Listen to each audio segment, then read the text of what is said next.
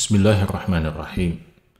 Alhamdulillah wassalatu wassalamu ala Rasulillah wa ala alihi wa sahbihi wa man walah, amma ba'd. Sahabat-sahabat sekalian, kita masih membahas tentang janji Rasulullah sallallahu alaihi wasallam untuk hamba-hamba Allah Subhanahu wa taala yang bersabar. Pada satu kesempatan, sebagaimana yang diriwayatkan oleh Atha bin Abi Rabah rahimahullahu ta'ala. Atha bin Abi Rabah pernah mengatakan, qala li Ibnu Abbas. Ibnu Abbas radhiyallahu ta'ala anhuma pernah mengatakan kepadaku, ala urika imra'atan min ahli jannah. Tidakkah engkau ingin aku perlihatkan kepadamu seorang wanita yang termasuk penghuni surga Allah Subhanahu wa ta'ala?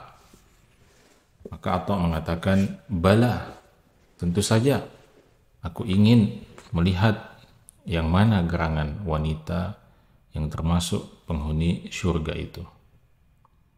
Maka Ibnu Abbas radhiyallahu ta'ala anhuma kemudian mengatakan, hadhil mar'atus sauda, wanita ahli surga yang beliau maksud itu adalah wanita berkulit hitam ini, yang atat an-nabiyya sallallahu alaihi wasallam, yang pernah mendatangi Nabi sallallahu alaihi wasallam, lalu qalat, lalu mengatakan kepada Nabi sallallahu alaihi wasallam, wanita yang berkulit hitam itu berkata, inni usra'u wa inni atakasyafu fad'ullaha li. Kata wanita ini, inni usra'u, sungguhnya aku ini biasa mengalami kejang-kejang. Ya. Apakah yang dimaksud di sini adalah bahwa dia terkadang mengalami peristiwa kemasukan jin, atau mungkin mengalami satu penyakit yang membuat dia kejang-kejang. Wallahu ta'ala alam bissawab. Tetapi intinya kemudian sang wanita ini mengkhawatirkan dirinya, jangan sampai ketika penyakitnya itu kumat kemudian auratnya tersingkap. Maka dia katakan, wa inni atakasyafu, dan sesungguhnya saya kalau mengalami penyakit itu maka auratku akan tersingkap. Fad'ullaha li, maka tolong doakan, mintakan aku kepada Allah Subhanahu wa ta'ala, tolong doakan untukku kepada Allah Subhanahu wa ta'ala. Jadi sahabiyah, ya, sahabat wanita yang berkulit hitam ini sangat faham dengan tauhid tentu saja, sehingga beliau tidak berdoa kepada Nabi Shallallahu Alaihi Wasallam. Yang beliau lakukan adalah meminta kepada Nabi Shallallahu Alaihi Wasallam untuk mendoakan beliau kepada Allah Subhanahu wa Ta'ala. Inilah salah satu contoh yang disebutkan oleh para ulama ahlus sunnah wal jamaah tentang bolehnya kita bertawassul melalui doa orang soleh yang masih hidup, ya, yang masih hidup. Ya. Artinya kalau orang soleh tetapi sudah meninggal dunia, maka kita tidak mungkin bertawassul kepada doa orang soleh yang telah meninggal. Itulah sebabnya tidak ada satupun para sahabat Nabi SAW yang kemudian mendatangi kuburan Rasulullah SAW untuk minta didoakan oleh Nabi SAW yang telah meninggal dunia. Contoh yang kita lihat pada hadis ini menunjukkan sekali lagi bahwa meminta didoakan kepada orang yang soleh itu sesuatu yang disyariatkan, dengan catatan orang soleh itu masih hidup. Maka mendengarkan permohonan dan permintaan sahabat wanita ini atau sahabiyah ini, Nabi SAW pun mengatakan, memberikan tawaran tentang doa yang akan dipintakan oleh beliau SAW kepada Allah. Nabi katakan, in syi'ti sabarti walakil jannah. Jika engkau mau, engkau bisa memilih untuk bersabar. Bersabar dengan penyakitmu itu. Walakil jannah. Dan aku jaminkan untukmu surga. Jadi Nabi SAW mengatakan walakil jannah, dan untukmu surga. Jadi Nabi SAW sudah menentukan, ya, memfikskan surga untuk sahabiyah ini. Dengan catatan dia bersabar dengan penyakitnya itu. Wa in syi'ti, dan jika engkau mau, da'autullah, saya akan doakan kepada Allah Subhanahu wa ta'ala ayyu'afiyaki, agar Allah Subhanahu wa ta'ala berkenan untuk menyembuhkanmu dari penyakit itu. Jadi Nabi SAW sekali lagi memberikan tawaran kepada sahabiyah itu. Artinya, ya, tawaran yang pertama, jika bersabar maka sudah pasti akan ada jaminan surga Allah Subhanahu wa ta'ala. Tawaran yang kedua, mungkin penyakit itu akan disembuhkan oleh Allah Subhanahu wa ta'ala, tetapi belum tentu ada janji atau jaminan seperti yang disebutkan dalam bagian yang pertama, dalam janji yang pertama yang Nabi SAW sebutkan. Maka sang sahabiah ini ternyata adalah seorang wanita yang cerdas, wanita yang pandai dalam menghitung keuntungan dan kerugian sebuah perdagangan dengan Allah Subhanahu wa ta'ala, sehingga dia kemudian memilih pilihan yang pertama, yang tentu tidak mudah untuk dilewati, di mana kita tetap mengalami rasa sakit. Ya, sang sahabiah ini akan tetap mengalami sakit, ya, kejang-kejang itu, ya, sepanjang hayatnya mungkin. Tetapi jika dia bersabar dengan penyakit itu, Allah Subhanahu wa ta'ala atau Rasulullah SAW memberikan jaminan surga untuknya. Dan sekali lagi, sahabiah ini adalah seorang wanita yang cerdas. Buktinya dia tidak hanya melihat apa yang hari ini akan dia alami, akan dia rasakan di dunia ini. Dia tidak terfokus melihat penderitaannya di dunia ini lantaran penyakit yang seringkali datang dalam dirinya itu. Dia lebih fokus kepada kebahagiaan abadi. Bagaimana bisa mendapatkan kebahagiaan abadi itu, yaitu di dalam surga Allah Subhanahu wa ta'ala. Karena di dunia ini tidak ada yang abadi. Bahkan meskipun dia dikaruniai kesembuhan oleh Allah Subhanahu wa ta'ala, maka kesembuhan itu bukan segala-galanya. Mungkin dia sembuh, tetapi rasa sakit yang lain, ujian yang lain akan tetap datang. Karena memang ujian dan musibah di dunia itu adalah bagian yang tidak bisa dipisahkan. Maka sang sahabiah ini sungguh sangat mengagumkan kecerdasannya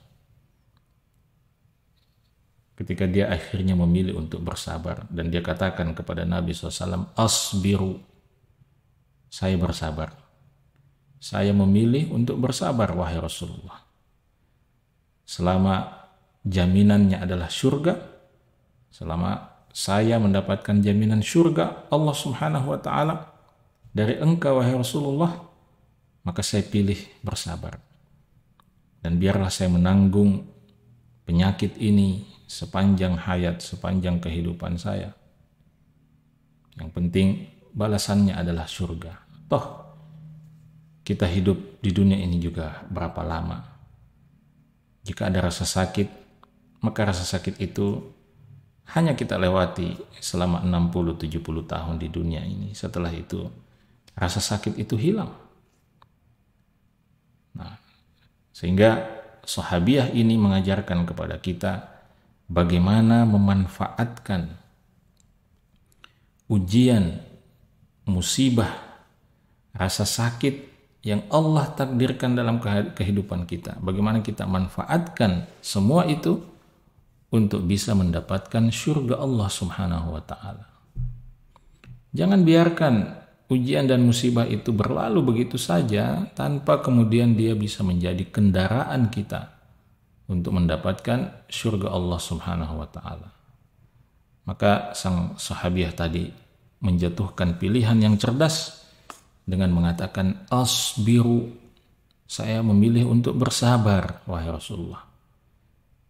Tetapi saya minta satu saja, wa inni atakasyafu. Ya, sungguhnya aku kalau mengalami penyakit ini, ketika penyakit ini kumat, maka auratku itu sangat mungkin untuk tersingkap, sangat mungkin untuk terbuka.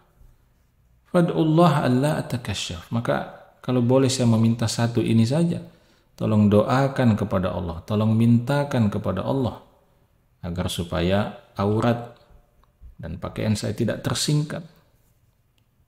Tapi biarlah saya tetap menanggung dan merasakan penyakit ini. Yang penting aurat saya tidak tersingkap.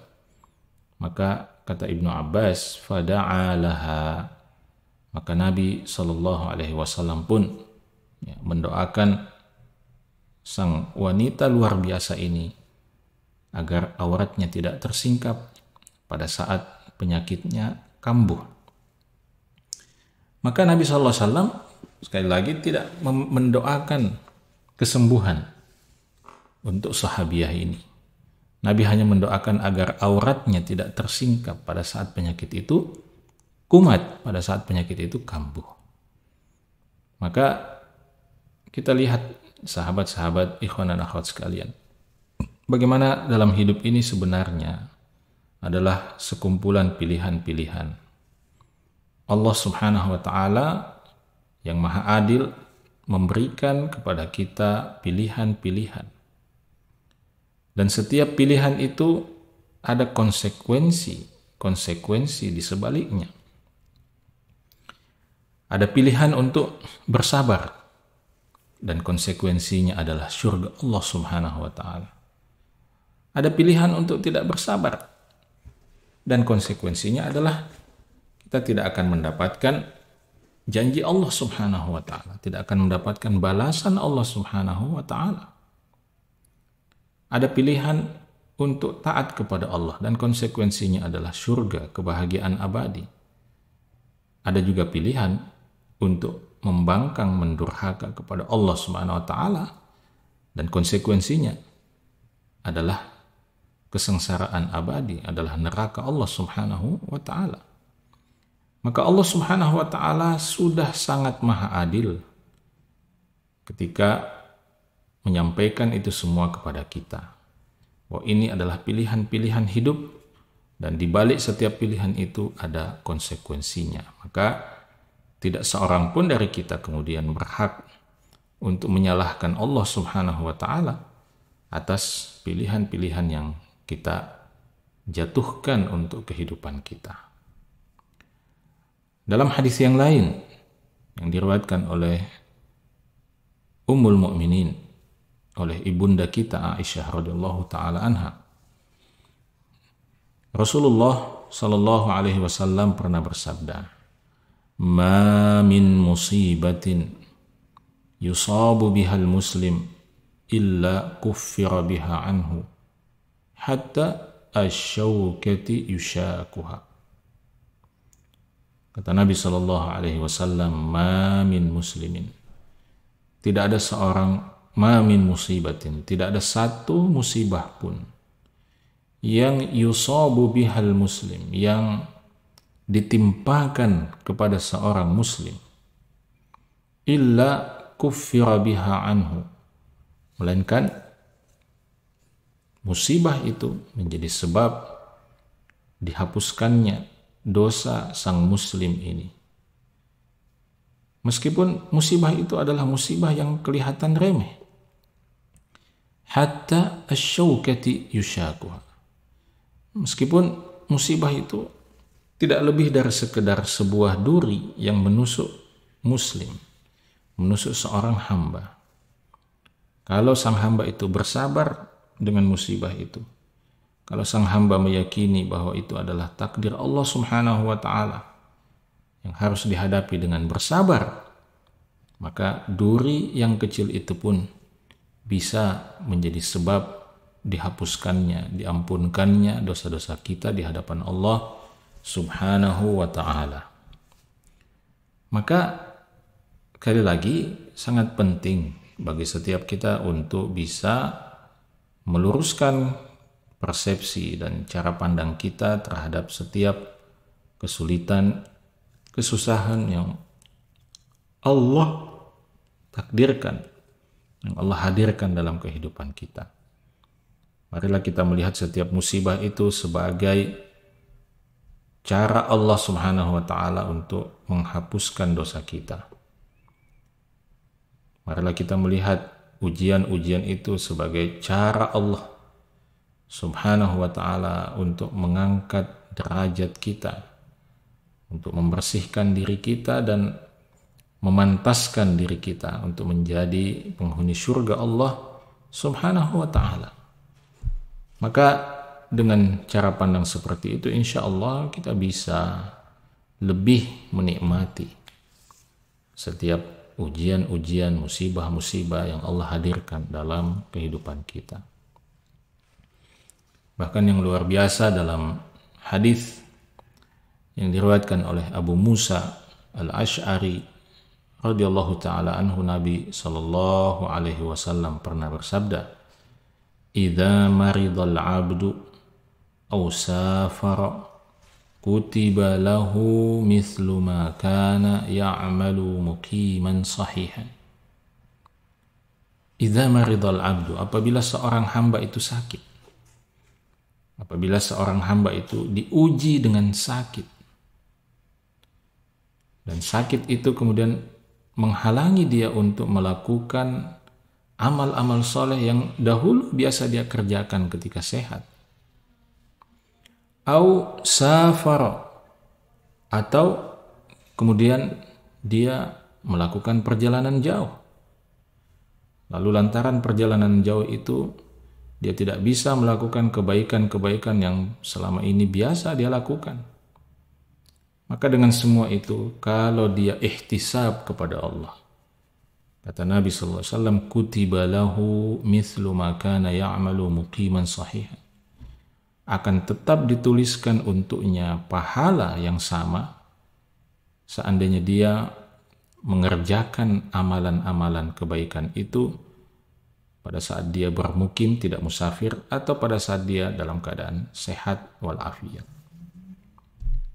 Jadi selama kita bisa bersabar dengan rasa sakit, dengan ujian sakit itu, maka kesabaran kita itu bisa mengganti kebaikan-kebaikan yang tertinggal, yang tidak bisa kita lakukan, tidak bisa kita kerjakan ketika kita dalam keadaan sakit.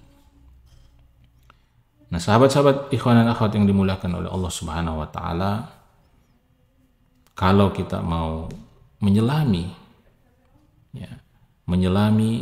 janji-janji yang Rasulullah SAW sebutkan di dalam banyak lagi hadisnya, maka kita akan temukan betapa banyaknya balasan yang Allah Subhanahu wa Ta'ala siapkan untuk mereka yang bersabar atas ujian-ujian Allah Subhanahu wa Ta'ala. Ya, dan kita tutup dengan sebuah hadis yang diriwayatkan oleh Anas bin Malik radhiyallahu taala anhu, yang mengatakan, sami'tu Nabiyya sallallahu alaihi wasallam, saya pernah mendengar Nabi sallallahu alaihi wasallam berkata, inna Allah ta'ala qal, sesungguhnya Allah Subhanahu wa ta'ala berfirman, "Idza talaitu 'abdi bihabibataihi." Apabila aku menguji hambaku dengan kedua kekasihnya. Yang dimaksud dengan kedua kekasihnya ini adalah kedua matanya. Fasabara, lalu dia bersabar dengan ujian itu. Awwadtuhu minhumal jannah. Kata Allah Subhanahu wa taala, awwadtuhu, akan aku gantikan untuknya. Minhuma, ya, atas kedua matanya itu akan kugantikan dengan al-jannah, dengan surga Allah Subhanahu wa taala. Jadi ketika seorang hamba diuji dengan matanya, mata itu kemudian ditakdirkan tidak bisa melihat, lalu hamba itu bersabar dengan ujian itu, maka Allah Subhanahu wa taala menjanjikan surga atas kesabaran kita memikul ujian mata yang tidak bisa memandang, mata yang tidak bisa berfungsi sebagaimana mestinya. Konon hadis inilah yang menjadi salah satu motivasi dari